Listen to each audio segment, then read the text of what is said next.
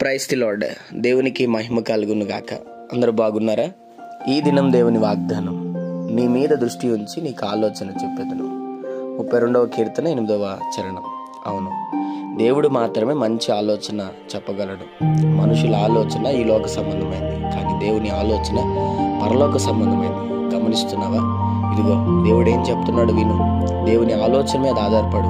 దేవుని చిత్తానికి నీ జీవితాన్ని అప్పగించు. అప్పుడు దేవుడు సరైన త్రోవలో నిన్ను, నీ కుటుంబాన్ని నడిపిస్తాడు. ఏ విషయాన్ని బట్టి బాధపడద్దు. ఆయన నీ జీవితంలో దృష్టి ఉంచి మంచి ఆలోచన చెప్పి నిన్ను నడిపించును గాక. చిన్న మాట ప్రార్థన. ప్రేమ కనిక్రమ గల మా తండ్రి, నీకు వందనాలు. ఈ ఉదయకాల సమయంలో బిడ్డలను మీరు దీవించి బలపరిచి, వారు వెళ్తున్న ప్రయాణంలో, మార్గముల్లో, పనుల్లో, ప్రయత్నంలో ఈ దినం మీరు వారికి తోడుగుండమని, మంచి ఆలోచన ఇచ్చి వారిని, వారి కుటుంబాన్ని దృష్టి ఉంచి దీవించి ఆశ్రయించి బలపరిచి మీ నామానికే మహిమ తెచ్చుకోమని యేసు నామములో అడుగుతున్నాం తండ్రి.